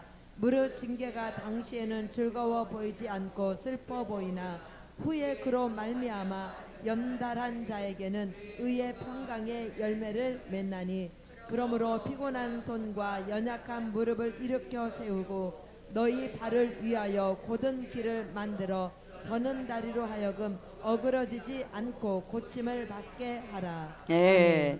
그래서 징계의 결과는 고침을 받게 하는, 여기에다가 중점을 두고 있다는 것입니다. 그래서 이렇게 징계는 물리적인 충격요법인 것입니다. 그래서 책망받고 징계받을 때는 즉시 자신을 돌아보면서 이제 뭐를 해라고 알려주시는가 하면, 자, 다시 한번 와보십시오. 자, 책망하여 징계하노니 네가 뭘 내라? 열심 내라, 이렇게 말씀하죠. 네.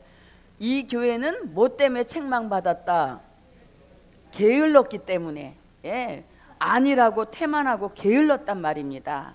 마땅히 말세 복음 받아서 열심을 내야 되죠. 무엇부터 열심 내야 됩니까? 예배. 자기가 혼자 예배 드리기가 부담되면 함께 모여서 예배를 드려야죠. 예. 그런데 혼자서 있으면서 예배도 안 드리고 또 모여서도 안 드리고 이러다 보니까 점점 뭐가 됩니까? 도태가 되는 겁니다. 말세박음 받은 종들은 모여서 기도하고 찬양하고 말씀 듣고 막 이러면서 계속 향상되어가는 그런 진보를 밟고 있는데 혼자 가만히 있으니까 이건 도태될 수밖에 없다는 거죠. 도태는 결국 안일과 태만과 게으름인 겁니다. 그래서 먼저는 모이는데 열심을 내야 되겠죠. 그래서 모이는데 열심을 내라는 것입니다. 그래서 모이는데 열심 되면 이제 말씀도 듣고 찬양도 하고 기도도 하면서 잃어버렸던 열심이 다시 회복되게 하시는 이런 역사를 주시는 거예요. 그래서 그렇게 하지 않는 사람은 무슨 믿음입니까? 무슨 배짱입니까? 네. 왜? 책망과 징계가 기다리고 있다는 얘기인 거죠. 그래서 열심을 내서 무엇부터? 모이기를 열심하는 그런 역사를 먼저 받아서 예배가 회복돼야 됩니다. 그래서 어제 주신 말씀이, 주일에 주신 말씀이 뭐예요? 창조의 목적을 이루는 삶을 살아야 되는 겁니다. 그게 바로 예배가 회복되는 건데, 그러기 위하여서는 열심 내서 모이기를 힘쓰라는 얘기인 겁니다. 자, 이거 얼른 좀 해보고 마치겠습니다. 자, 열심하면 구약에서는 엘리야의 열심을 들 수 있습니다. 엘리야는 기도하는 열심을 받았습니다. 기도하는 열심을 받은 엘리야, 결국 기도의 달인 경지에 도달하는 이런 축복을 주신 겁니다. 그래서 열심은 이런 아름다운 열매를 가져오는 거예요. 열심으로 그냥 허무하게 끝나는 게 절대 아닌 것입니다. 그래서 기도의 달인 경지에 도달했다는 것을 야고보서 5장 16절로 18절에서 뭐라고? 똑같은 성정을 가지고 있지만 엘리야가 한 번 기도하면 하늘의 문을 열어서 비가 오기도 하고 하늘의 문을 닫아서 비를 멈추게도 하는, 이게 기도의 달인 경지에 도달했다는 거죠. 하루아침에 된 것이 아니라 기도에 열심을 받은 그 축복이 이루어진 결과라는 것입니다. 자, 그 다음에 또 신약에 와서는 바울의 열심을 들 수 있습니다. 바울의 열심은 전도의 열심입니다. 가는 곳마다 교회를 세웠습니다. 그래서 오죽하면 바울이 뭐라고 골로새서 4장 2절로 3절에서 무슨 문을 열어달라고, 전도의 문을 열어주시기를 기도 좀 해줘라 이렇게 말씀하죠. 그래서 가는 곳마다 복음의 기호를 세운 것입니다. 자, 사명자의 열심이 필요한 겁니다. 자, 사명자의 열심은 자, 이사야 9장 6절로 7절에서 누구의 열심을 받아서 여호와의 열심 받아서 저도 여러분도 우선은 모이기를 힘써야 됩니다. 여러분, 그래서 우리가 혼자 신앙을 지켜가기에는 굉장히 어려운 시대인 겁니다. 웬만한 그런 신앙의 수준을 가졌어도 혼자 있다 보면 이거는 식어질 수밖에 없는 겁니다. 그래서 함께 모여서 찬양하고 함께 모여 부르짖고 함께 모여 아멘하고 이러는 역사 속에 잃어버렸던 열심이 회복되는 이런 축복을 받게 되는 것입니다. 자, 이것만 한번 읽어보겠습니다. 이는 한 아기가 우리에게 낳고 한 아들을 우리에게 주신 바 되었는데 그 어깨에는 정사를 메었고 그 이름은 기묘자라 모사라 전능하신 하나님이라 영존하시는 아버지라 평강의 왕이라 할 것임이라. 그 정사와 평강의 더함이 무궁하며 또 다윗의 위에 앉아서 그 나라를 굳게 세우고 자금 이후 영원토록 공평과 정의로 그것을 보존하실 것이라. 만군의 여호와의 열심히 이를 이루시리라. 아멘. 자, 만군의 여호와의 열심을 우리도 본받아서 엘리야 같이 기도를 열심하고 전도를 열심하여서 입맞은 종의 수를 채우는 그 역사가 함께 하시기를 바랍니다. 자, 그 다음에 열심을 내라. 그 다음에 또 무엇하라? 회개하라. 무엇 받은 교회니까, 책망받은 교회니까 뭘 회개해야 돼요? 게을렀던 것, 아니라고 태만하고 게으른 것들을 성령으로 열심받아 회개하라는 겁니다. 그래서 잃어버린 열심이 회복돼서 차든지 성령의 생수를 받아 열심 내든지 더없든지 성령의 불을 받아 뜨거워져서 열심 있는 종으로 회복이 되라는 것입니다. 아무쪼록 이 역사와 축복이 저와 여러분에게 함께 하시기를 바랍니다.